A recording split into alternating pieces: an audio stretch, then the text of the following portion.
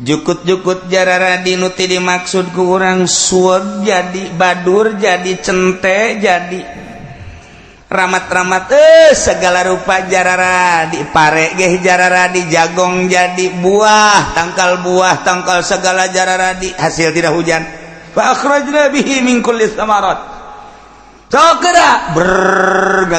ngagedean lantaran kadeuleu bakal layu diturunkeun deui hujan ku Gusti Allah suqnahu li baladim mayit tambah deui hujan deui tambah gede tangkal buah manis tangkal buah darmayu tangkal buah daging buah golek dan buah-buahan nu sagalana wahai geus puguh nu di sawah geus puguh nu di huma jarara di kabeh. Nah rahasiana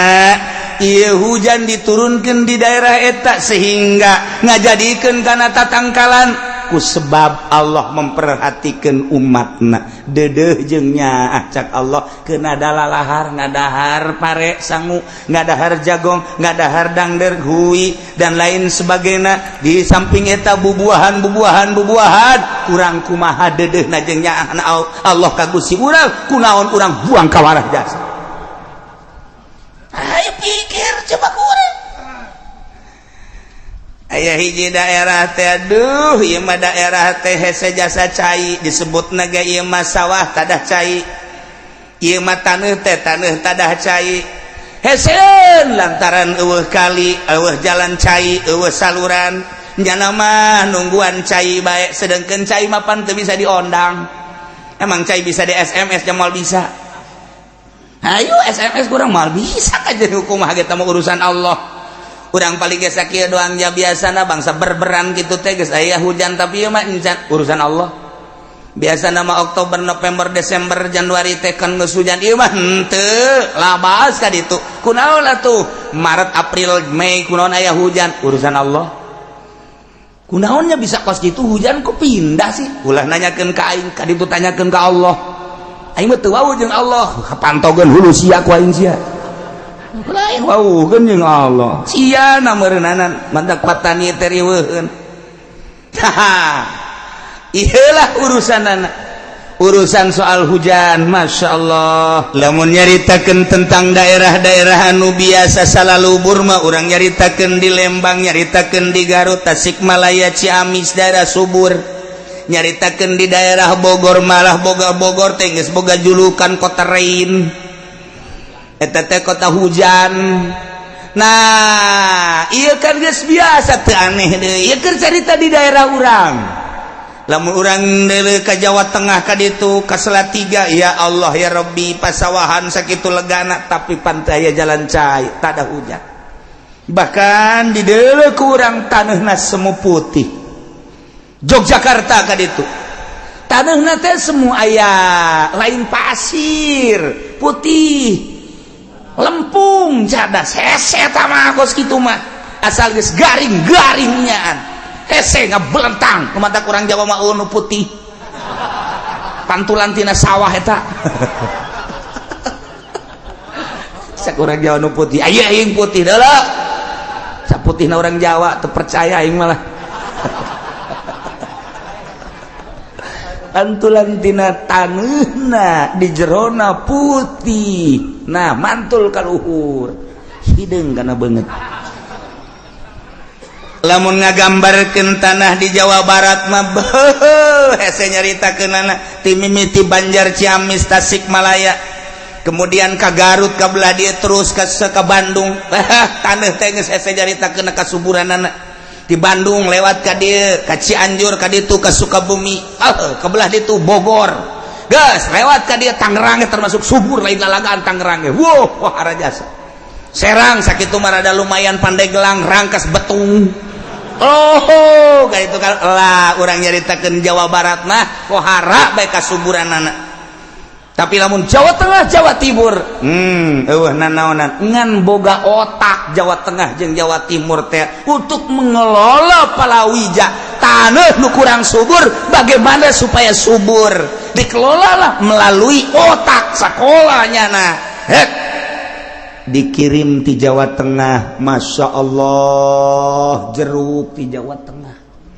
kirim samangka di Jawa Tengah, kirim di Jawa Tengah. Jawa Timur teki itu melon, Jawa Tengah Jawa Timur. Ditampung nama di Jawa Barat, kos urang Jawa Barat padahal mah pagawean urang Jawa Tengah Jawa Timur boga otaknya nama. Urang Jawa Barat teh kudu make otak cek cara jasubur ieu. Dek naon lain ngariweuh-riweuh. Je, pokoknya pelakan jadi atuh teh kudu make otaknya kana teh. Sia mah make otak aing mah henteu, tapi eleh kudu make otak. Nah, ieu keur carita-carita kasuburan nu mantak lantarannya nama kurang subur ngagunakeun otak di pertanian ge. Istimewa Jawa Tengah Jawa Timur mah kabladiana pengusaha istimewa Jawa Tengah Jawa Timur, perpolitikan Jawa Tengah Jawa Timur nu keur main di panggung Indonesia Jawa Tengah Jawa Timur. Geus sabaraha taun main ti zaman Bung Karno, ka Bung Harto, ka Bung Gus Dur. Bung Jawa Tengah Jawa Timur, Jawa Tengah Jawa Timur boga otak. Kercarita urang kenyataan di urang, kercarita informasi luar negeri. Nu boga perusahaan di Belanda, nu boga perusahaan di Amerika, nu boga perusahaan di Inggris, nu boga perusahaan di Australia, nu boga perusahaan di Jepang, mayoritas Jawa Tengah Jawa Timur. Memboga perusahaan di Jerman, mayoritas orang Jawa Tengah Jawa Timur. Ayalah orang Jawa Barat, ayalah orang Padang, ayalah orang Sulawesi. Bandingkan jeung orang Jawa Tengah Jawa Timur, moal mejeuh aja moal mah. Otakna luar biasa. Bantah kuari nu keur main Jawa Tengah Jawa Timur. Urang mah kakarak boga hiji bae ge kamari ieu keur jadi wakil presiden teh. Oh, genjleung luar biasa. Padahal matrek eueuh deui. Can jadi presiden kuari kakarak ge naik di KPK doang ge geus genjleung sakitu doang ge. Can aya presiden orang Serang, can aya presiden orang Pangodokan. Jore amat presiden lahir di Pangodokan. Moal menang-menang gajen kumaha. Leuwih parah deui aya deui presiden lahir di Delan. Jore nya asa tama mah. Ambo budak. Eta kunaon jarore ngarannya Pangodokan, Delan, kemudian ka ditu naon deui teh.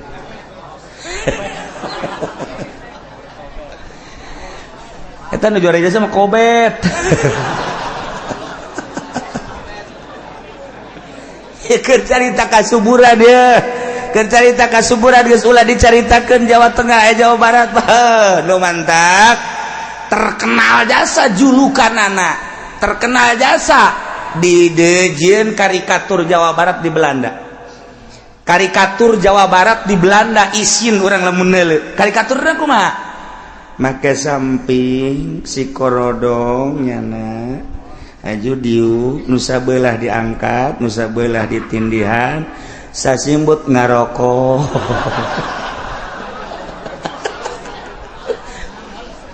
Eta karikatur di Belanda gede jasa deket perpustakaan. Masya Allah. Ari urang Jawa Tengah karikaturna teh karikatur lempang suku katuhu ngalengkah can datang ka handap jasna diteundeun di dieu kieu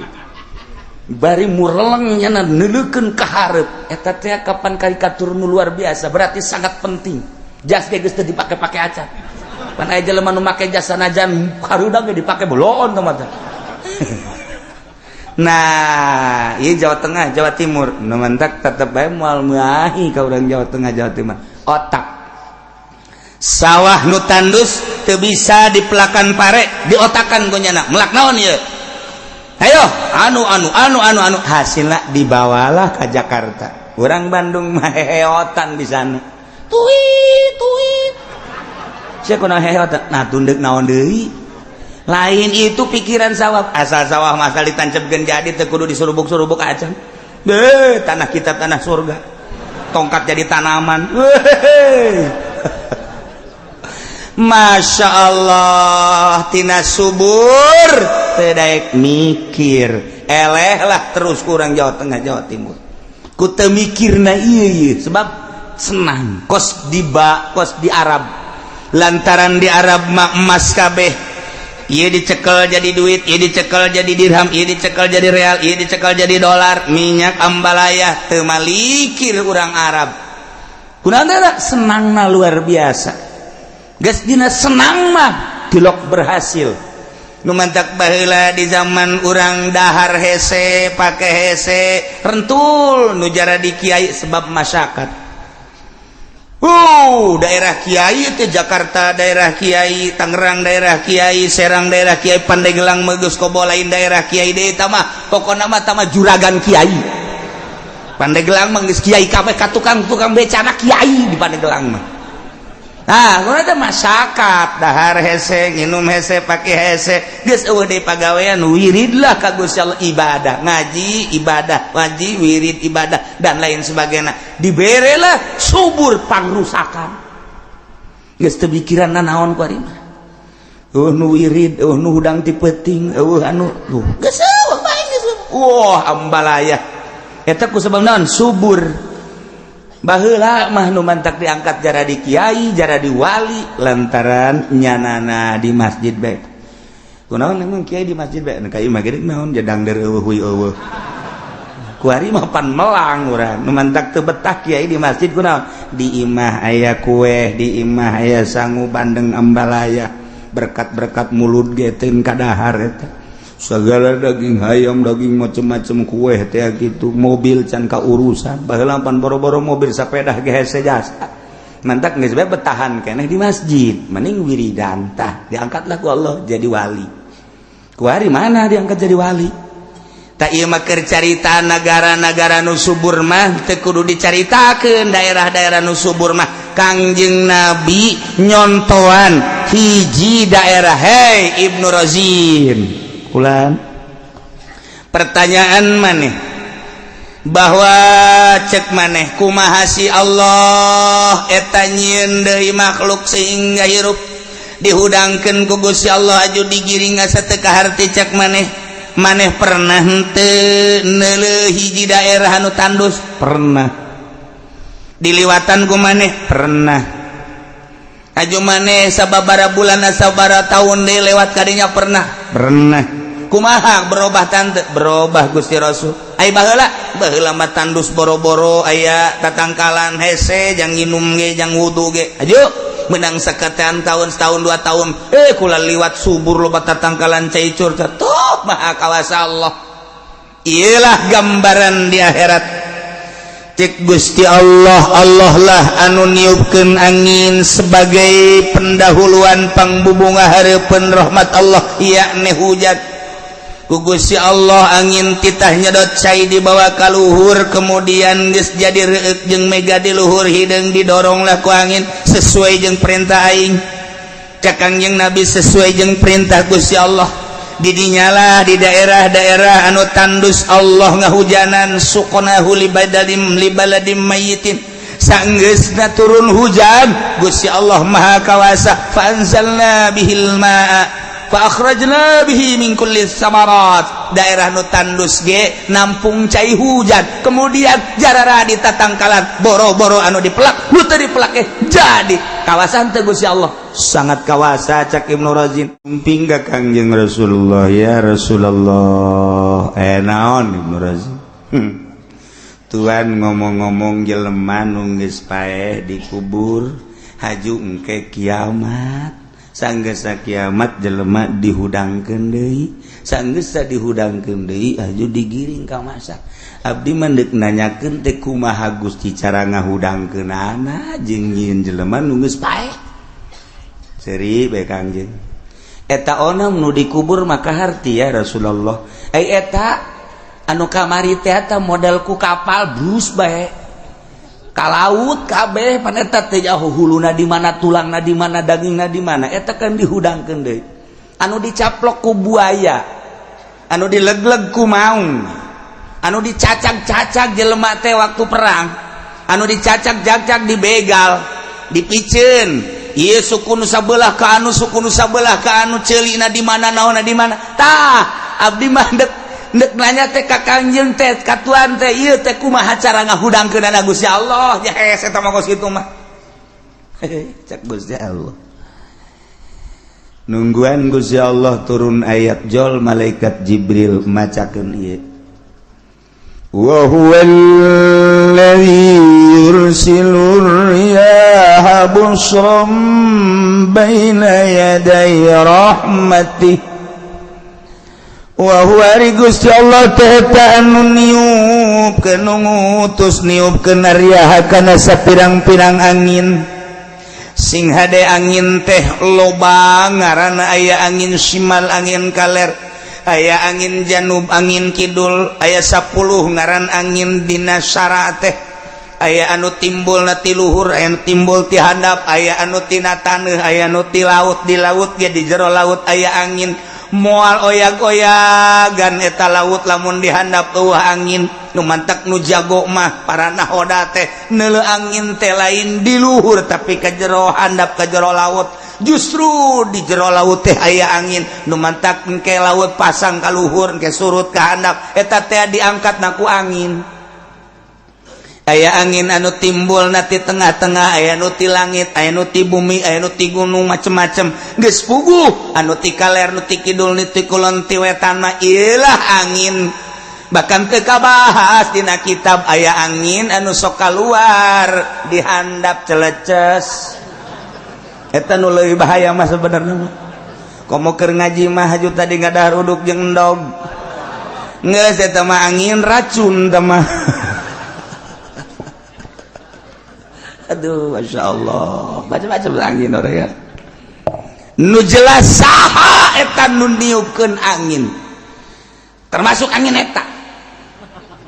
lantaran aya jelema di operasi di opnam teu bisa hitut mahal horeng eta hitut sababaraha juta hayang bisa hitut masya Allah ngajual mobil nu tatarida ditumpakan lantarannya nanti bisa hitut asuplah ke rumah sakit operasi langsung mobil hiji hitut mahal eta hitut demantak besi hayang hitut kan oh masalah daripada kurang ayo dioperasi di situ ngan siap-siap baik mamang engke diukna teu boga batur siakuna memang bung diuk dini lah beda kambeuna kok balamun parawan hitut bae angel kalaku ulah parawan mah anti hitut kajeun mules beuteng ulah hitut aya teh parawan jeung hayang hitut jasa jadi tahan pajar aman meureun aya hudang teh tit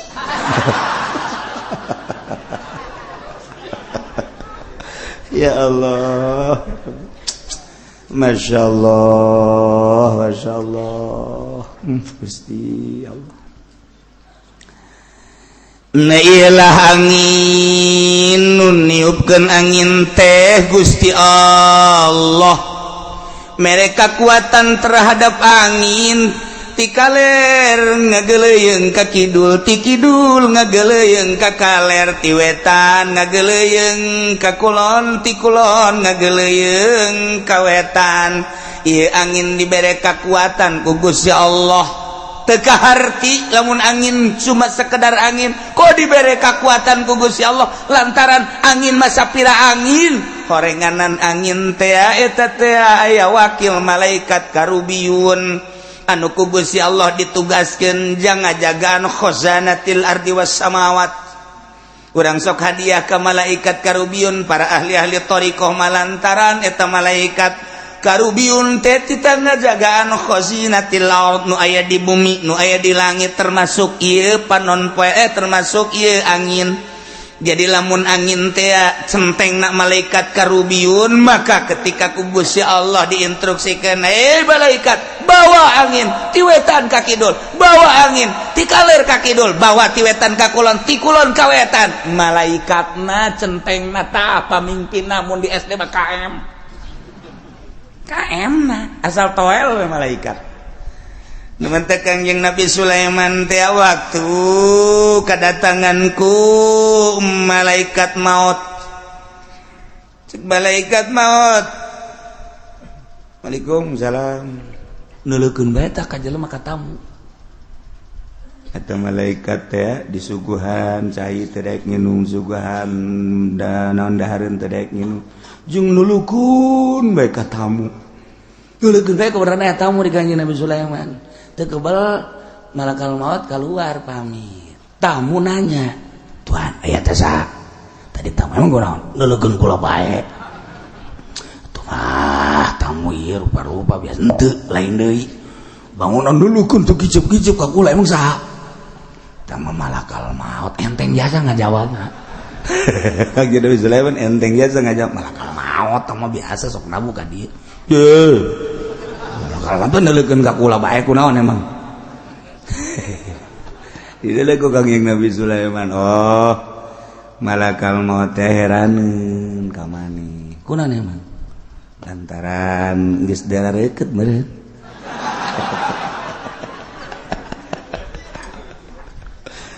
Pugu eta malakal maut teh ngaharewas ka Kangjeng Nabi Sulaiman heran ka pagawean Allah. Kunaon emang?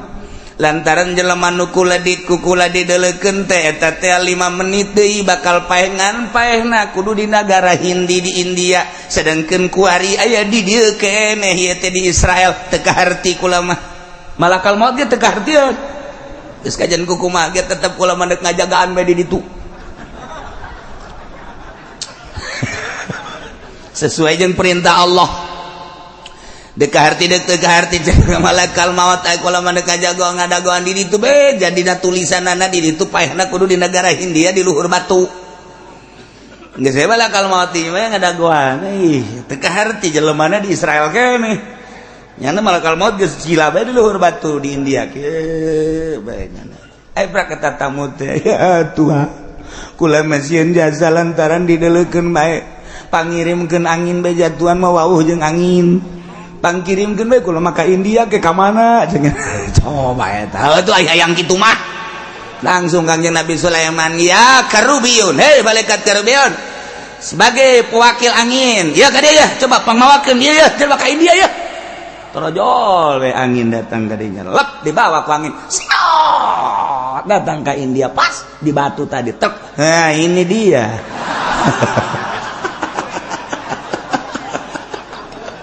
Masya Allah Karim Maha kawasa Allah teu kaharti ku urang mah kos kitulah Gusti Allah ketika urang dek maot di Lampung kajian ku kumaha ge urang teh kudu ka Lampung bae dilarang ku anakna dek naon bah ka Lampung dek naon henteu aing mah hayang ka Lampung jasa dek naon atuh ka Lampung mun kitu mah di Lampung keur usim-usiman ya henteu ieu mah kadu loba di urang duku loba di urang komo cau ambalaya di urang henteu aing mah dek ka Lampung mah teu bisa ditahan horenganan datang ka Lampung malakal maut keur kieu bae nah sia ini tugas gua nih nyampe nih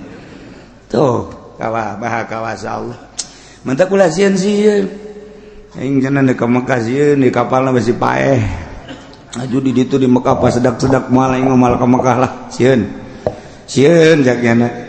bejaan ku urang ai di dieu nu teu sedak-sedak aya daun nu paeh lo bajak jan nu perang di Suriah nu paeh di urang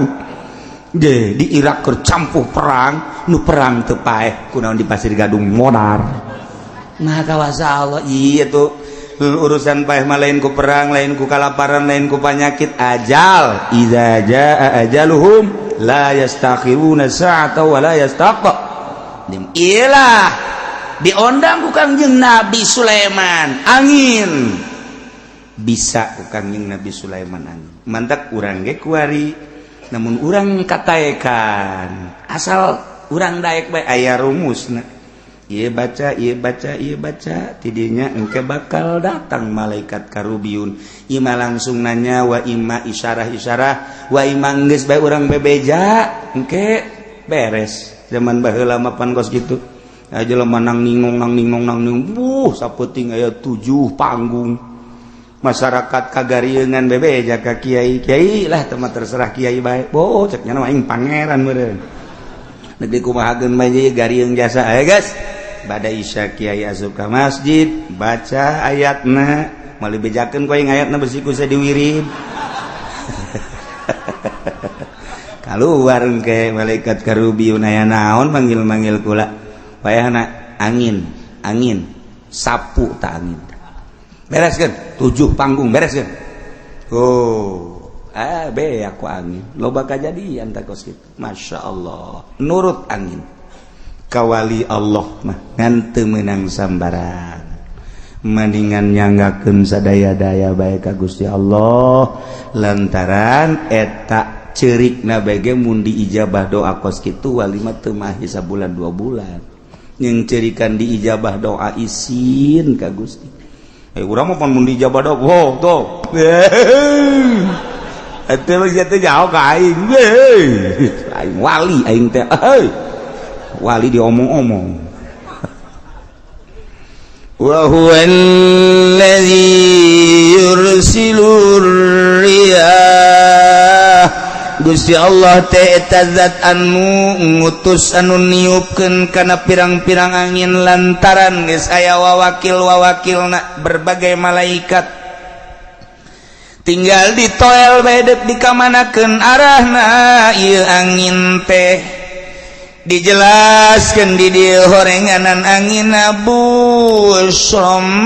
baina yaday rahmati angin ieu mah angin sebagai pengawal pangbubungah anu diayakeunana baina yaday rahmati memeh turun rahmat Allah di hareupeun rahmat Allah anu dimaksud rahmat Allah teh hujan jadi Allah dek nurunkeun hujan teu langsung hujan ternyata Allah teh ngutus angin heula ieu angin sebagai busron pengawal ngabubunga ka masyarakat nu endek diturunan ku eta hujan qiraatna aya 2 aya nu baca nusron aya busron namun nusron ieu teh bimakna mutafarriqah kudamal mator angin-angin anu papisah-papisah di hareupeun hujan papisah teh teu ngagumuk di hiji daerah anu di Bandung anu di Banten Jawa Tengah anu Jawa Timur eta teh ngaranna mutafarriqah nusroh lamun busron ieu teh pengawal sebagai pendahuluan hujan jadi hujan teh teu ujug-ujug hujan tapi dikawal heula ku angin jadi ieu mah angin teh angin rahmat masya Allah hatta idza aqallat sahaban thiqala hingga angin teh mamawa sahaban thiqalan mega anu loba mega anu mendung nu pohara mega di luhur hideung eta teh cai anu menang nyerot ti laut maha kawasa Allah syaribna bima'il bahri kaula nyerot kana cai laut sak angin ditugaskeun ku Gusti Allah diserotlah cai laut ku angin tugas ti Gusti Allah dibawa ka luhur set plak geus datang ka luhur nungguan instruksi ti Gusti Allah hatta iza aqallat angin geus mamawa sahaban siqalan kana mega-mega anu mendung anu gede geus hideung luar biasa Gusti Allah hei angin dorong ka Cikupa hei angin dorong ka Bogor hei angin eta mega dorong ka Jakarta dorong orang Jakarta geus kiceup ka mana aing nyilib ya gasal geus deleureuk di luhur hideung bae ge geus urang Jakarta mah waduh aing teu ka mana ieu ai biasa nama mega teh didorong ku angin ku ari mah mega enggak dorong Jokowi berbeda ya mah aya bae tah mah orang teh mah mega nama mega konde tah mah ieu mah mega didorong ku angin masyaallah urang mah teu nyaho ieu lah ayatna hatta idza qallat sahaban thiqala sehingga di mana-mana angin geus mamawa kana mega anu mendung anu gede nu loba tergantung kumaha megana bae kumaha anginna dititahna ku Gusti Allah sok cak Gusti Allah bawa ka Cikupa bawa ka Bogor bawa ka Jakarta bawa ka Pandeglang kumaha perintah Gusti Allah subhanahu wa ta'ala sok gara-gara turunkan suqanahu li baladim mayit Kaula nu agung ngucurkeun kana eta mega ngahujankeun kana eta mega li baladin maitin kana taneuh anu tandus anu tatadina geus rata jukut-jukut acan dihujanan ku Gusti Allah fa anzalna bihil ma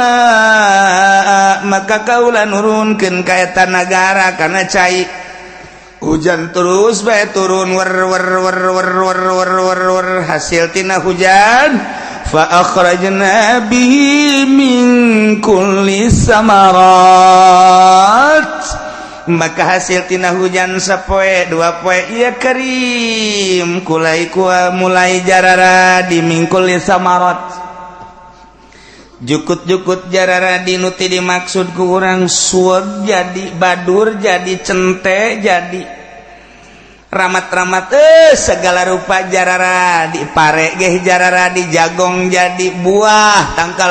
tangkal segala jarara di hasil tidak hujan fa akhrajna bihi min kulli samarat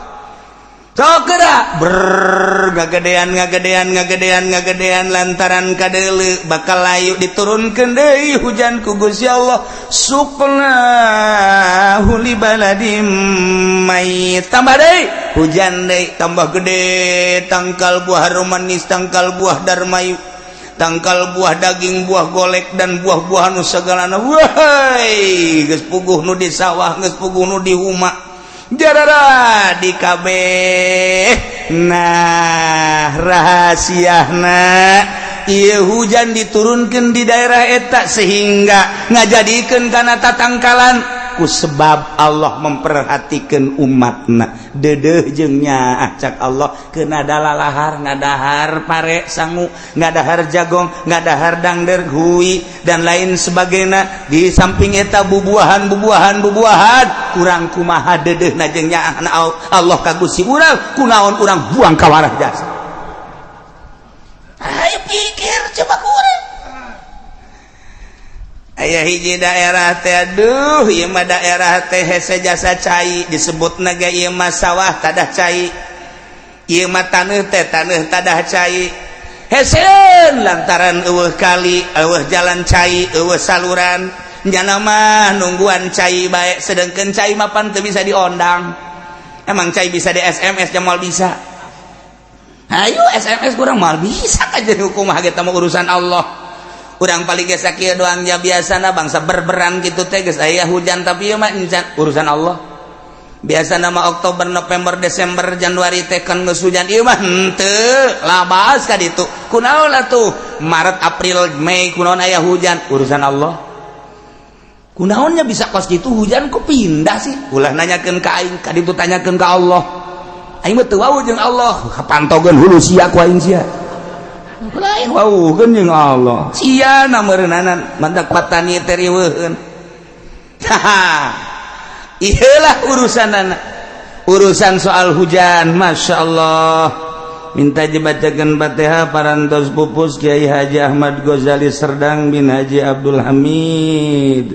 masyaallah innalillahi wa inna ilaihi raji'un al-Fatihah bismillahirrahmanirrahim alhamdulillahi rabbil alamin arrahmanir rahim maliki yaumiddin iyyaka na'budu wa iyyaka nasta'in ihdinas siratal mustaqim siratal ladzina an'amta 'alaihim ghairil maghdubi 'alaihim waladdallin lamun nyaritakeun tentang daerah-daerah anu biasa salalubur mah urang nyaritakeun di Lembang nyaritakeun di Garut Tasikmalaya Ciamis daerah subur nyaritakeun di daerah Bogor malah Bogor teh geus boga julukan kota rain eta teh kota hujan nah ieu kan geus biasa teu aneh deui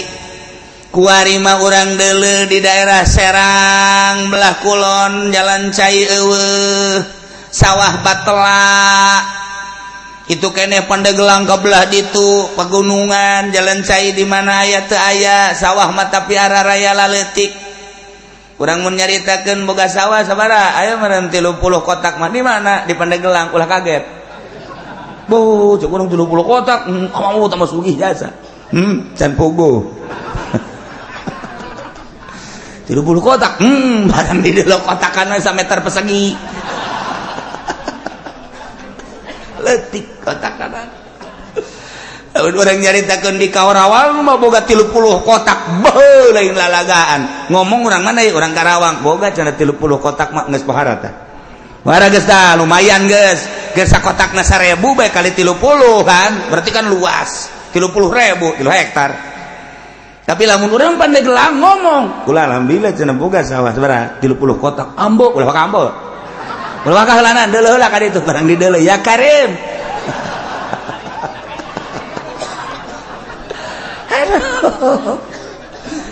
aduh Masya Allah nah iya sawah-sawah anu tada hujan anu hese karena cai ieu keur carita di daerah urang lamun urang deuleu ka Jawa Tengah ka ditu ka Salatiga ya Allah ya Rabbi pasawahan sakitu legana tapi pantai jalan cai tada hujan bahkan di deuleu ku urang taneuhna semu putih Yogyakarta ka ditu taneuhna teh semu aya lain pasir putih lempung cadas hese tamah kos kitu mah asal geus garing-garingnyaan hese ngabelentang kumata kurang Jawa mah nu putih pantulan tina sawah eta sakurang Jawa nu putih aya aing putih deuleuh saputihna urang Jawa teu percaya aing malah pantulan tina taneuhna di jerona putih nah mantul ka luhur hideung kana beungeut lamun ngagambarkeun tanah di Jawa Barat mah hese nyaritakeunana ti mimiti Banjar Ciamis Tasikmalaya kemudian ka Garut ka belah dieu terus ka Bandung taneuh teh geus hese nyaritakeun kasuburanana di Bandung lewat ka dieu ka Cianjur ka ditu ka Sukabumi ka belah ditu Bogor geus lewat ka dieu Tangerang termasuk subur lain lalagaan Tangerang ge wah harajasa Serang sakitu mah rada lumayan pandai gelang rangkas betung kayak itu kan lah urang nyaritakeun Jawa Barat mah pohara bae kasuburanana tapi lamun Jawa Tengah Jawa Timur eueuh nanaonan ngan boga otak Jawa Tengah jeung Jawa Timur teh untuk mengelola palawija taneuh nu kurang subur bagaimana supaya subur dikelolalah melalui otak sakolanya nah dikirim di Jawa Tengah Masya Allah jeruk di Jawa Tengah kirim samangka di Jawa Tengah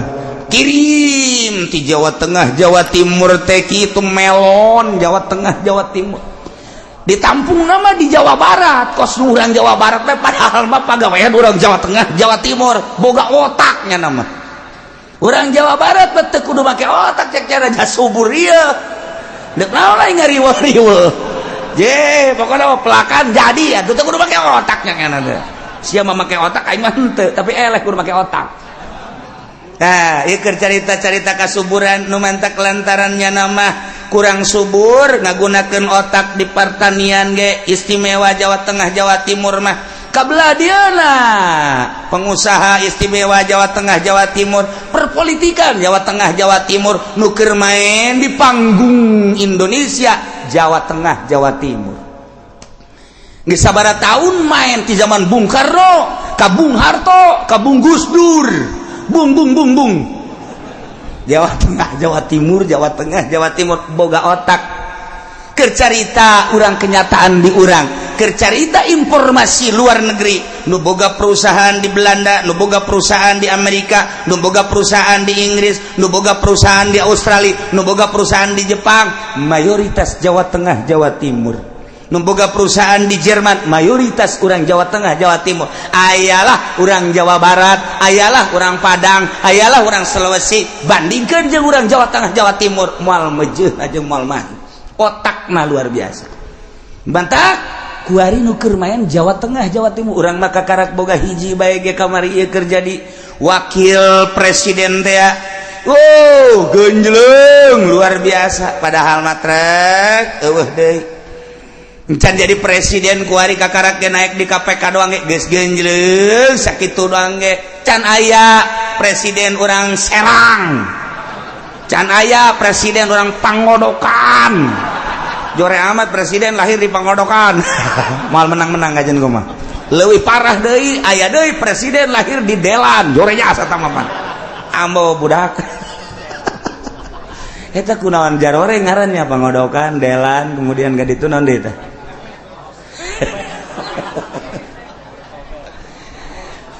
eta nu jore jasa mah Kobet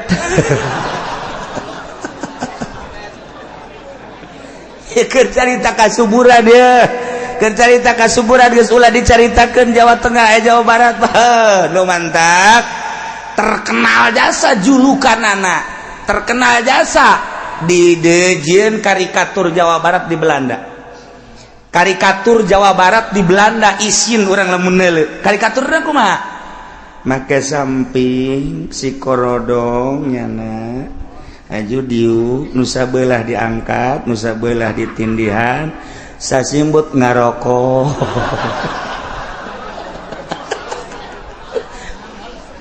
eta karikatur di Belanda gede jasa deket perpustakaan Masya Allah ari urang Jawa Tengah karikatur teh karikatur lempang suku katuhu ngalengkah can datang ka handap jasna ditendin di dieu kieu bari mureleng nyana neuleukeun ka hareup eta teh kapan karikatur nu luar biasa berarti sangat penting jas ge geus teu dipake-pake acan pan aya jelema nu make jas sanajan hareudag ge dipake beloon teh mah nah ieu Jawa Tengah Jawa Timur nu mantak tetep bae moal meahi ka urang Jawa Tengah Jawa Timur otak sawah nu tandus teu bisa dipelakan pare diotakan ku nyana melak naon ieu ayo anu hasilna dibawalah ke Jakarta urang Bandung mah heheotan di sana tuit sia kunaon heheotan nah tunduk naon deui lain itu pikiran sawah asal sawah masal ditancepkeun jadi teu kudu disurubuk-surubuk acan tanah kita tanah surga tongkat jadi tanaman Masya Allah tina subur tedaek mikir eleh lah terus kurang Jawa Tengah Jawa Timur ku teu mikirna ieu sebab senang kos di Arab lantaran di Arab mah emas kabeh ieu dicekel jadi duit ieu dicekel jadi dirham ieu dicekel jadi real ieu dicekel jadi dolar minyak ambalayah teu malikir urang Arab kunaon teh senangna luar biasa geus dina senang mah tilok berhasil nu mantak baheula di zaman urang dahar hese pake hese rentul nu jara di kiai sebab masyarakat daerah kiai ke Jakarta daerah kiai Tangerang daerah kiai Serang daerah kiai Pandeglang megeus kobo lain daerah kiai deui tah mah pokona mah tah mah juragan kiai Pandeglang mah geus kiai kabeh ka tukang becana kiai di Pandeglang mah. Nah, kuna teh masyarakat dahar hese nginum hese pake hese geus eueuh deui pagawean wirid lah ka Gusti Allah ibadah ngaji ibadah ngaji wirid ibadah dan lain sebagainya diberelah subur pangrusakan geus teu pikiranna naon ku ari mah nu wirid nu hudang ti peuting anu geus eueuh bae geus wah ambalaya eta ku sabab naon subur baheula mah nu mantak diangkat jara di kiai jara di wali lantaran nyanana di masjid bae kunaon emang kiai di masjid bae ka ieu mah geudeuk naon jadang deur eueuh huy eueuh ku ari mah pan melang urang nu mantak teu betah kiai di masjid kunaon di imah aya kue di imah aya sangu bandeng ambalaya berkat-berkat mulut ge teu kadahar eta segala daging hayam daging macam-macam kue teh gitu mobil can ka urusan baheula pan boro-boro mobil sapeda ge hese jasa mantak geus bae betahan keneh di masjid mending wiridan tah diangkatlah ku Allah jadi wali ku ari mana diangkat jadi wali tak ieu mah keur carita negara-negara nu subur mah teu kudu dicaritakeun daerah-daerah nu subur mah Kangjeng Nabi nyontoan hiji daerah hei Ibnu Razin ulan pertanyaan maneh bahwa cek maneh kumaha si Allah eta nyieun deui makhluk sehingga hirup dihudangkeun ku Gusti Allah aju digiring asa teu kaharti cek maneh pernah henteu neuleuh hiji daerah anu tandus pernah diliwatan ku maneh pernah aju maneh sababara bulan sababara tahun deui lewat kadinya pernah kumaha berubah tante berubah Gusti Rasul ai baheula mah tandus boro-boro aya tatangkalan hese jang nginum ge jang wudu ge aju menang saketean tahun setahun 2 tahun kula liwat subur loba tatangkalan caicur tuh maha kawasa Allah iyalah gambaran di akhirat cek Gusti Allah lah anu niupkeun angin sebagai pendahuluan pangbubunga hareupeun rahmat Allah yakni hujan ku Gusti Allah angin titah nyedot cai dibawa ka luhur kemudian geus jadi reueuk jeung mega di luhur hideung didoronglah ku angin sesuai jeung perintah aing cak Kangjeng Nabi sesuai jeung perintah Gusti Allah didinyalah di daerah-daerah anu tandus Allah ngahujanan suqnahu libaladim mayyitin sanggeusna turun hujan Gusti Allah maha kawasa fa anzalna bihil ma'a fa akhrajna bihi min kulli samarat daerah nu tandus ge nampung cai hujan kemudian jarara di tatangkalan boro-boro anu dipelak nu teu dipelak jadi kawasan teh Gusti Allah sangat kawasa cak Ibnu Razin mantak cek Gusti Allah kadzalika nukhrijul mauta kitu keneh sakumaha hujan diturunkeun ka taneuh anu tandus kemudian ku Gusti Allah sangeusna diturunkeun dijadikeun bubuahan-bubuahan tina tatangkalan-tatangkalan nukhrijul mauta kami nu agung ngaluarkeun kaula nu agung ngaluarkeun ka jelema-jelema nu geus pararaeh nu paehna di leuweung nu paehna di laut nu paehna di kota nu paehna di kubur di kampung nu paehna di mana bae anu kabawa ku angin beak ka handap dedeleuan urang mah tabrakan kapal tabrakan kareta hancur nu di kitu beuteung buaya anu di beuteung maung dan lain sebagainya nukhrijul mauta ku kaula nu agung dikaluarkeun dihirupan deui cek Gusti Allah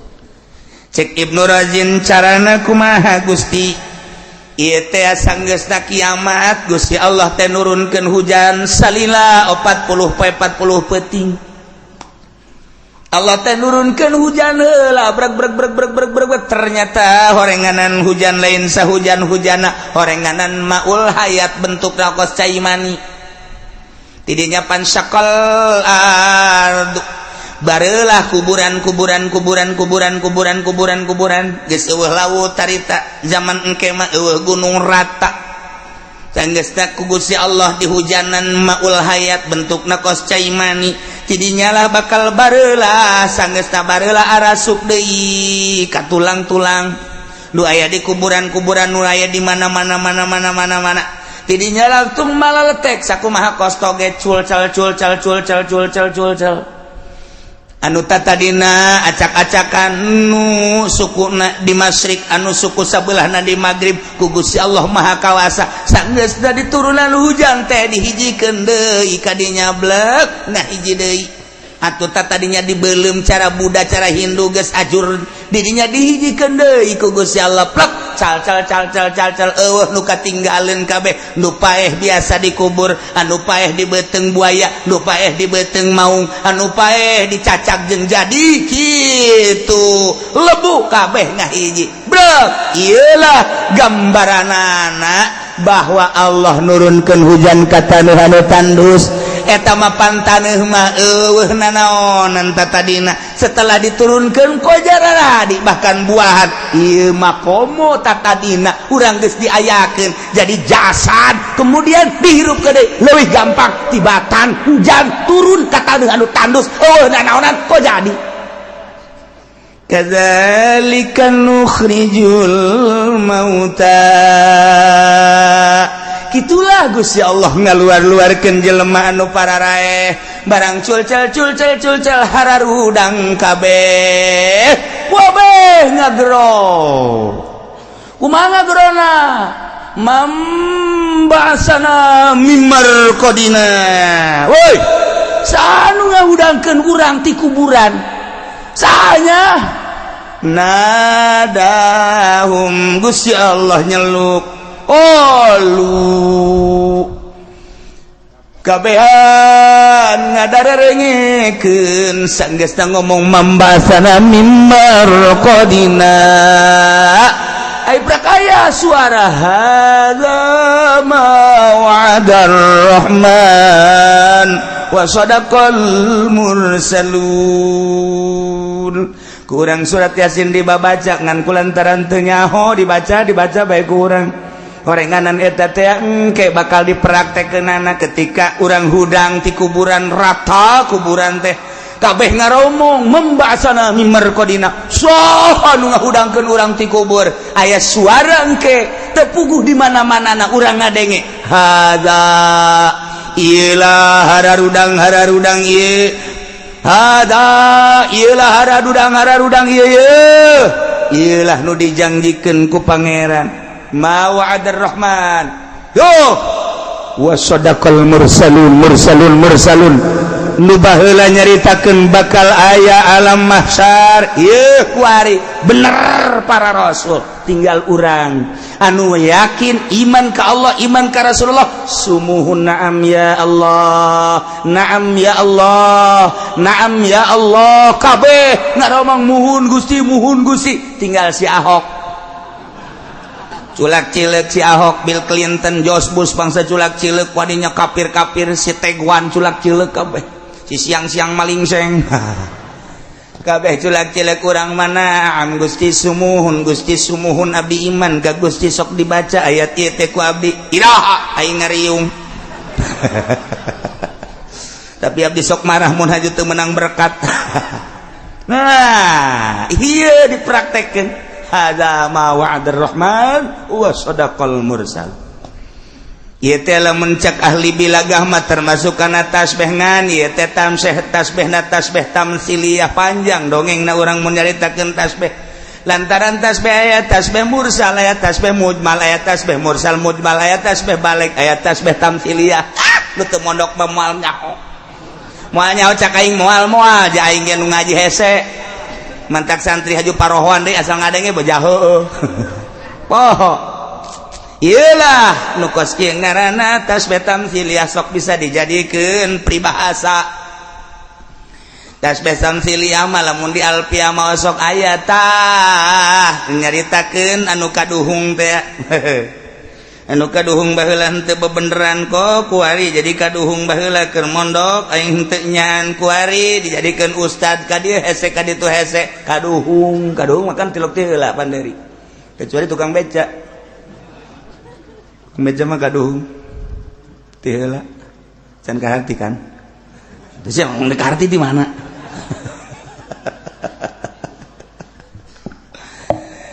nah iyalah tasbih tamsiliyah masuk disebut peribahasa mah Sunda paling loba Arab loba subhanul yaum rijalul qud eta peribahasa Arab subhanul yaum hari ini engkau harus menjadi manusia yang gagah seperti anak muda gantungkan cita-citamu ke atas langit eta Bung Karno rijalul yaum subhanul ya rijal god nanti engkau kelak akan menjadi pemimpin eta peribahasa singkil kuari engke bakal ngeunaheun engke tuh eta tah subhanul yaum rijalul god peribahasa lumun di Sunda mah loba jasa peribahasa teh lain lalagaan mun Melayu aya sedikit-sedikit lama-lama jadi bukit naon eta hulu sia sia mah geus can ngarti geus seuri sedikit demi sedikit teh bapak urang sacek jadi hulu sia jadi gede oh jaheuh nya salah sia lain kitu sia mah ge eta na bae nu inget ya bapak sia teh henteu janggung jadi sia sacek sapeting kuari jadi segede sia ditimbang teh bode 70 kilo padahal na saya etik ban eta lah sedikit lama-lama jadi sia lain kitu salah tamah saya mah nu inget nu salah bae kan cikaracak ningang batu laun-laun jadi legok nah eta peribahasa samun bae aya deui peribahasa Sunda mambalaya loba jasa pacikrak ngalawan merak. Waduh, pacikrak ngalawan merak mah pacikrak mah sapira manuk pacikrak ngalawan merak kajenteng di puasaan 7 mulu dia moal menang sia kitu kumaha ulah. Lamun urang jadi jelema leutik ayu ngahareupan jelema gede maning ulah dilawan. Sama cek urang Sunda mah pacikrak ngalawan merak sia ngana modar sia kokosodan. Eta pacikrak ngalawan merak. Masyaallah kemenuk merak teh ku kuncungan. Emang kuncungna anyar atuh tiba heula tah mah. Cek urang Banten mah we sia dia mah teu nyaho kuncungna emang nang meuli lain. Merak mah tiba heula kayak kuncungan. Asli berarti kuncungna. Siapa pacikrak ulah dilawan. Waduh, udah kadu ketemu kadu, je. Eta pan eta kadu ketemu kadu, eta saya sarua. Beuh, budak pariuk manggih ka kebas. Loba tah di Sunda mah. Budak. Ulah-ulahna naon sireum ge budak, ai katincak-tincak teh mangegel. Eta peribahasa. Ulah kieu di mana sireum katincak ngegel? Beuh, paeh. Sia mah teh nyaho peribahasa. Wal masalah tu gayar no masyaallah. Na ieu ge sarua bae Gusti Allah teh nganamsilkeun supaya kaharti ku urang ulah-ulah urang dihirupan deui ku Gusti Allah sabada maot taneuh geus rata kemudian ku Gusti Allah diturunan maul hayat dihujanan sadunya anu bentukna kos cai mani dihudangkeun kemudian cal-cal okos toge kalaluar haju ngomong membahasana mimma raqadina hadza ma wa'adar rahman wa sadaqal mursalun tah tadi di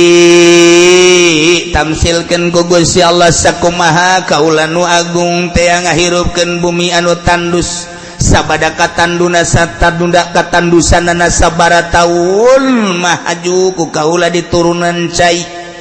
tina cai eta terus ngayem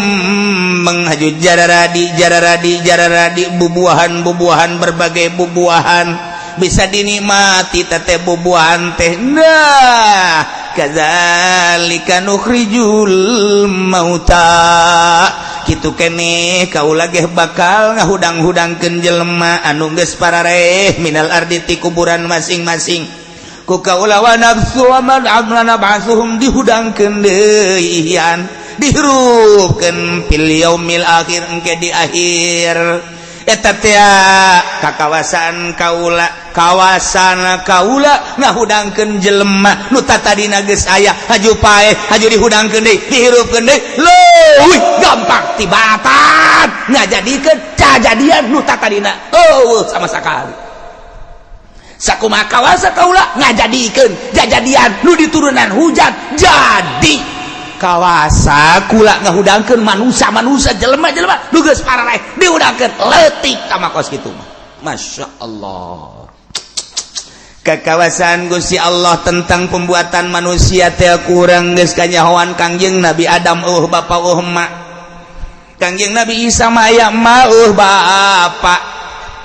aya di lembur bojong mah aya emak bapak sarua teh ku Kangjeng Nabi Isa cerik datang ka imah kunaon neng cerik ieu beuteung cenah geus 5 bulan atureuneuh mah biasa awewe mah lain kitu ceknya na bapana emang ka mana paeh teh naon teu tanggung jawab bojong tah kos kitu urusan berabe eta mah nu jelas aya tapi pelakuna. Nah iyalah para hadirin jamaah kaum muslimin wal muslimat rahimakumullah urang engke bakal seperti kitu Allah ngajelaskeun kieu maksudna la'allakum tadzakkarun harapan naranjeun kabeh teh supaya areling mun geus eling iman bejakeun ayat ieu teh ka kafir bejakeun ayat ieu teh ka Yahudi ka Nasrani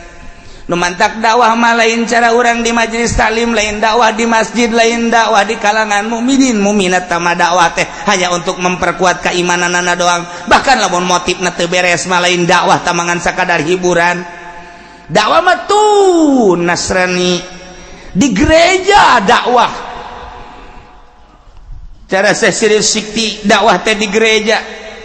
Lamun urang nyaritakeun Syekh Abdul Aziz nu kamari ka urang teh dakwah teh di gerejanya nama tuh. Sanggeusda pasturna nanya 1 2 3 dan selanjutnya pastur tungkul, sanggeusda pastur tungkul kemudian ditaranya kapan ku jamaah kunaon ieu pastur tungkul nyana teu daek ngajawab sehingga didesak ku masyarakat nu aya di gereja. Sanggeusda didesak cak nyana kalau saya jelaskan nanti kamu akan ikut saya. Biarin, coba pengen tahu. Ketika ditanya apa itu kunci surga, wa ma huwa miftahul jannah,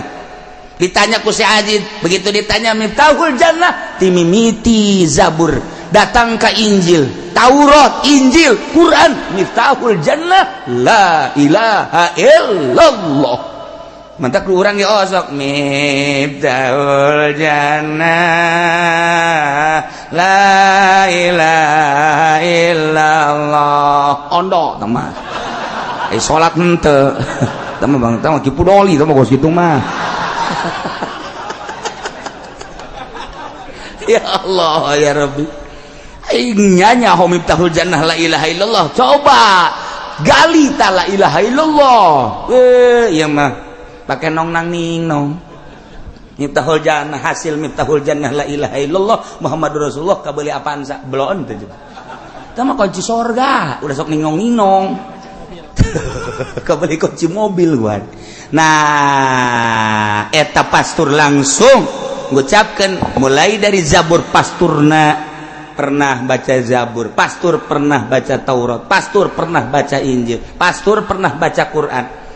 Dari seluruh kitab samawi miftahul jannah la ilaha illallah. Maka dengan demikian terserah kepada anda sekalian yang ada di gereja, saya akan masuk Islam di hadapan Syekh Aziz. Asyhadu an la ilaha illallah wa asyhadu anna Muhammadan Rasulullah. Kunaon atuh lain bendu sagereja asup Islam kabeh.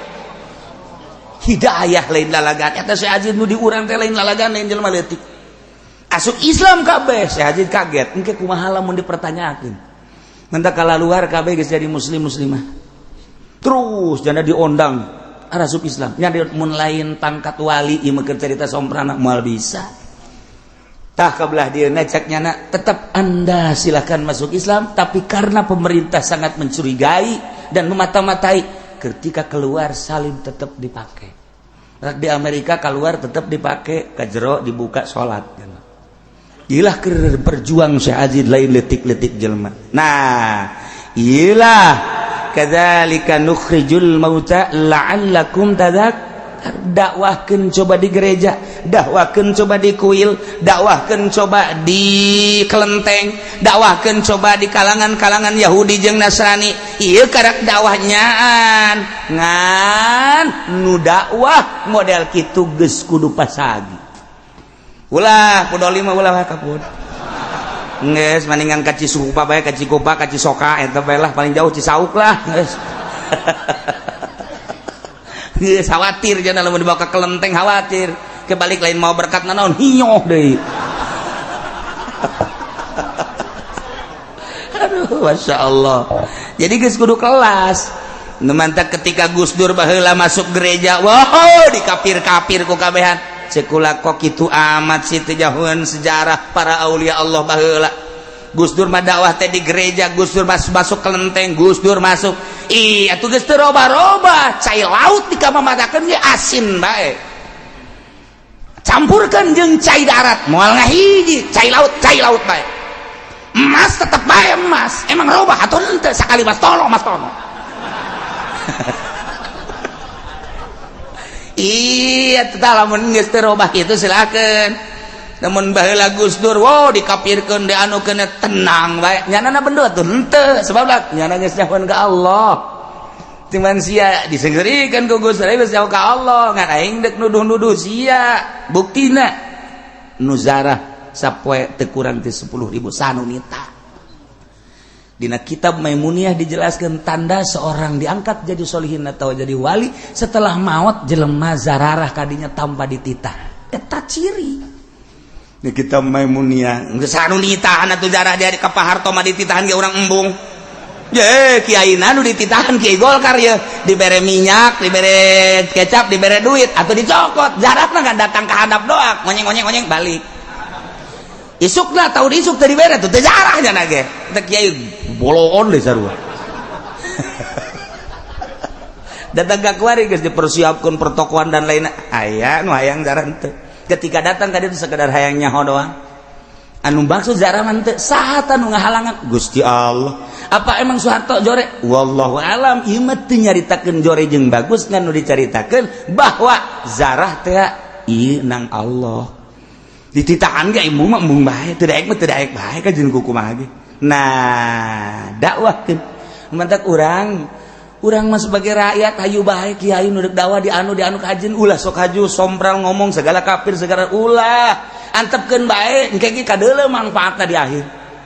ge anu henteu dakwah ka gereja ge modern Nurholis jadi abangan kos kitu jil jadi jaringan Islam liberal dikutuknya na ku di ditu ku mertuana lantaran mertuana kiai gede dia lempengkeun teu daek lempeng dilempengkeun teu daek lemu dilempengkeun teu daek sabodokeun Masya Allah ta'ilah urusan anak kadinya mah rahasia Allah subhanahu wa ta'ala numantak Abu Nawas mah nyana mah nyin pertanyaan ain endog jeung kotok heulaan mana aduh Abu Nawas sok aya bae heulaan endog ain endog mun mimitina di mana jeung mun kotok oh heulaan kotok ai kotok emang di keremana kusaha jiheunya eta mah hiji pertanyaan kedua cek Abu Nawas heulaan buah apa heulaan tangkal heulaan siki apa heulaan tangkal ye atuh heulaan siki ai tangkal mimitina di mana oh heulaan tangkal aya teh siki da di mana mun ngerti tangkal eta sarua tah pertanyaanna heulaan endog apa heulaan kotok sarua bae heulaan siki apa heulaan tangkal dibulak-balik seuri bae Abu Nawas mah bodoh sia pertanyaan wali eta kos gitu eta pertanyaan wali pertanyaan Abu Nawas heulaan endog apa heulaan kotok jawabanana harese lamun lain wali deui kitu keneh heulaan siki apa heulaan tangkal nah iya keur nyaritakeun ayat fa anzalna bihil ma'a fa akhrajna bihi min kullis samarat kaula nurunkeun nu agung nurunkeun cai kemudian diturunkeun hujan haju jararadi fa akhrajna bihi kula ngajadikeun ku eta cai tina jadi tangkal mingkul lis samarat buah bararuahan buah bartah heulaan mana tangkal jeung siki heulaan tangkal tangkal jadi emang di mana jadi siki waktu heulaan siki cakeun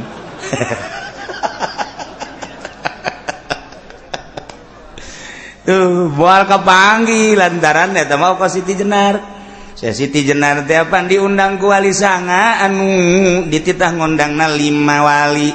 begitu diundang Siti Jenar segera datang ke Demak teu aya Siti Jenar cak nyana nu aya mah Allah bab ahli hakikat Allah datang atuh ka ditu ka Demak Allah nu aya ge Siti Jenar sia cak wali teh mah aya hese amat Kakarak dipanggil Jenar jeung Allah datang Kakarak inilah sosok Jenar dan Allah kurang lalu ceritakan riwayat Siti Jenar kurang hayang seuri sakapeung ngan mun dibaca kuno bodor empan eta kos karari itu nya mah emang rahasia kewalian naon rahasia kewalian mah anang unung-uning nu bener sia ngomong mun teu nyaho ka anang unung-uning moal jadi wali aya hartina anang kumaha atuh sia mondok heula sakana tuh mondok yang jadi wali disepak sia ku aing camat yang jadi wali nyi teh mah bupati yang jadi wali mantak ketika para penggede datang ka Tasikmalaya ku Abah Anom diasup-asupkeun datang ka Abah Umar ku Abah Umar diasup-asupkeun torekat ahli-ahli torekat sareuri bae sebab eta mah berarti kiai teh nyaho anang unung-uning coba cenah kiai jelaskeun atuh mal dijelaskeun ku aing bab siana teh mah mondok heula moal samak di pondok aing dinya 20 tahun tuh cenah kaburu payah tuh payah masalah emang sia mah paeheun ieu eta hese ieu lah pertanyaan Abu Nawas wali Abu Nawas heulaan siki apa heulaan tangkal moal dibejakeun ku aing teh mah maksudnya sarua jeung tadi siki jeung tangkal satu kesatuan bahasa wali satu kesatuan. Jadilah mun jadi siki nu bener, jadilah mun jadi tangkal jeung bener. Lamun tangkal nu bener sikina bener bakal ngabuah nu bener. Kos kitu endog jeung kotok ulah dijawab hiji-hiji tamanya endognya kotok eta kene. Lamun jadi endog lah nu bagus ulah calang. Anu aya di dieu makan caralang kabeh. Jadi kotok-kotok nu bener eta bahasa wali tambah kos kitu mah sing jadilah mun siki nu bener mun tangkal nu bener maka engke bakal jadi buah nu bener geus murid wali bakal jadi wali minimal mengenal wali kos kitu teh tiba heula ge kumaha guruna sebab aya murid teu ngaji deui cara Syekh gitu Burhanuddin. Urang lamun ningali tina manaqib Syekh Burhanuddin nu aya di Padang eta teh apan ngaguru ka Syekh Abdul Rahim Ansingkili anu baheula urang keur carita Aceh eta teh tsunami Aceh aya hiji kuburan sisi laut boro-boro ku cai ieu haseup ge teu daekeun ka dinya mah datang ka kuari eta teh Syekh Abdul Rahim Ansingkili lamun urang bertorekot bakal nyaho di dinya aya tah daftaran wali-wali Allah di Aceh eta. Wow, rusak itu luar biasa. Ribuan, 200.000 pae. Kuburan eta mah aneh. Ieu kuburan ieu cai masa cai terekeun ka dinya di dieu 3 meter. Di dinya kan aya jelema anu ngiuhan. Nyana ge kageteun kok cai kos taneuh. Cai terekeun ka dinya. Asubuhna ke Syekh Abdul Rauf mah. Masyaallah di dinya lah nyana sararujud ka kuburan di dinya maksudna bersyukur aya sababaraha puluh jelema anu di makam dinya salamet eta ka Syekh Abdul Rauf Asingkili. Lamun urang nyaritakeun tentang para wali aya di dinya. Lain lalagat boga murid sa Syekh Burhanuddin 1 Burhanuddin 2 eta lah nu di Padang teh nu kuari lamun haulna rame di Padang ngahaulkeun Syekh Burhanuddin seorang waliullah emangnya ngaji atuh henteu nya ngahadam doang mawakeun cai mawakeun kopi mawakeun naon gitu ngaranna sendal emang nyeseukeun kebutuhan-kebutuhanana dalam sekian tahun teu ngaji nya mah salat ge ilueun di tukang doang. Kunaon tuh diutus dari itu kembangkeun agama di itu kula ngembangkeun naon atuh di itu ngan di Ciduadak tuh ayo balik bisa ngaji mantak balik ti dia coba minta ciduh kaki pudoli mun teu bararau jengkol kok mah Haji Pendi mah ulah tah mah masa ngising karung sia ya Allah ya Rabbi kaget mamang marang di Ciduan ku Haji Pendi kok igoni dararata ka dieu jeung wali mah araraneh lamun Mama Sobari ngaji ka Ki Khalil Bangkalan teu ngaji haju balik bisa ngaji di Ciduhan doang iyalah modelna ieu keur carita kula mun nyaritakeun tentang manaqib rame Syekh Burhanuddin Padang eta ngahadang ka Syekh Abdul Rauf Asingkili nu kamari ketika rame tsunami kula mah atuh ajib mah ajib bae ieu nu sok dibabaca manaqibna masyaallah dibuktikeun ku Gusti Allah hiji nomor kadua masjid nu aya di Aceh ulah neuleuh masjidna patilasan saha makam nu aya di dinyana aya daftaranna kabeh dina manaqib wali-wali Allah teu daekeun ka masjid eta set di cai sakieu sameter ka masjid kunaon dek balik deui teu daekeun ka dinya aneh masyaallah. Urang lamun nyaritakeun gempa di Padang emang kumaha gempa di Padang teu kamari 3 gunung hiji gunung 2 gunung 3 gunung eta teh kan angin heula sanggeus angin terus oyag sanggeus oyag kan kikituan model gubrag model tamapan ala lajur heula sanggeus ala lajur brek berbas ka handap gunung kan dia kedalamanana 3 kilo ka handap deuk sanu ngagali mait ribuan emang deuk kumaha gitu nu dicaritakeun anehna naon masjid di dinya tengah-tengah kajadian nu dahsyat aman datang ku hari kok bisa aman henteu ka dia pindah masjidna sekitar 700 meter mantak atuh mamang ulah ulin ka Citra deui ulin teh Citra Putri kos ka itu marulu nyeuh tukang jagong anting gede sekali-sekali ke Padang coba buktikan mana masjid anu pindah ketika kejadian gempa masjid plek 700 meter pindah maha kawasa Allah apa masjidna ieu naon deuleu saha baheula nu ngabangun masjidna ahli Allah wali Allah berikut jeung kuburanana pindah ka dinya walaupun teu nyahoeun urang dinya di dinya aya kuburan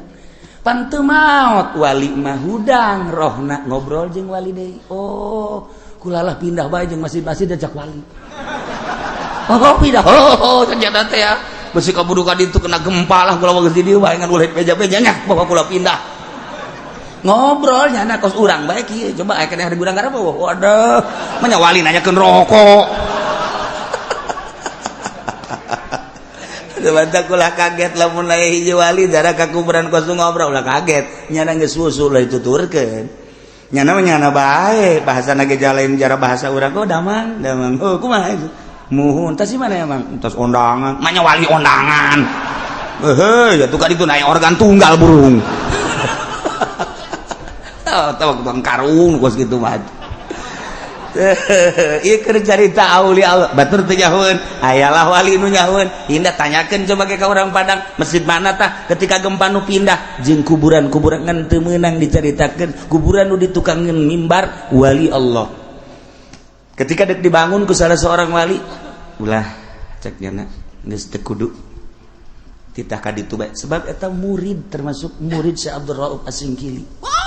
murid Abdul Rauf Asingkili ai Abdul Rauf Asingkili urang mana urang Timur Tengah tetep jangan mah habaib murid-murid da ajam loba jasa nu berkembang di Sulawesi di Banjarmasin di Padang murid Syekh Abdul Rauf Asingkili baca coba ge kurang kitabna Masya Allah gitulah mencerita tentang pertorikohan jadi lamun ahli torikoh keur nyana boga sejarah nah ieu mah keur carita indah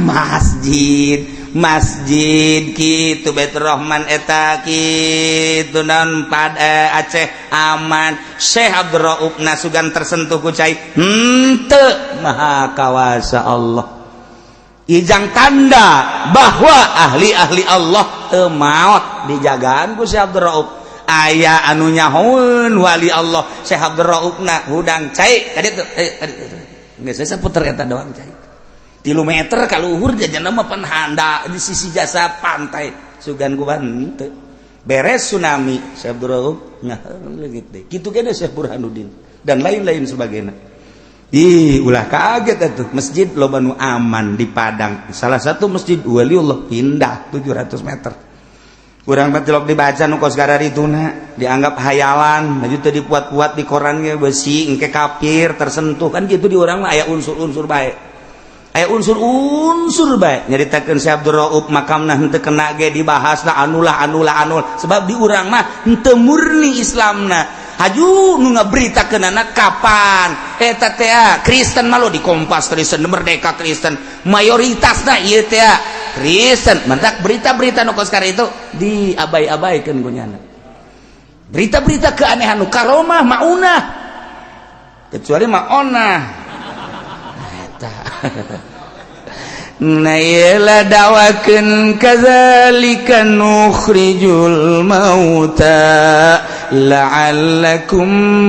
tadhakkarun bejakeun ka maha kawasan Gusti Allah ulah-ulah ngahudangkeun jelema nu tadina geus aya nu tadina geus pernah dihirupan ku ari dihirupan di atuh teh mah babari sarua jeung mobil tabrakan di bagusan deui atuh ka bengkel gampang tah kos kitu mah ieu bae ge daerah nu tandus gunung mana sawah mana humak mana sakapeung waktu mah ku Gusti Allah teh di hujanan jara di urang mun liwat ti Jidah ka Madinah baheula mah kapan Mekah Madinah teh lila urang kerencan aya jalan nu kuari maka ditu jalan teh ka aslina zaman baheula eta teh kapan ningali satu waktu mah tandus tatangkalan urang ka Mekah deui 5 tahun kemudian Masya Allah kaloba tatangkalan haju nu ngangon sapi nu ngangon onta nu ngangon embe loba lantaran loba tatangkalan ke 5 tahun deui ka Mekah kok tandus tatangkalan engke aya deui nang saha ngajadikeun eta teh ya Allah tinggal ke gambaran-gambaran tentang mukmin jeung kafir bakal dicaritakeun selanjutna diumpamakeun kana tandusna jeung suburna taneuh wal balad thayyibu wallahu a'lam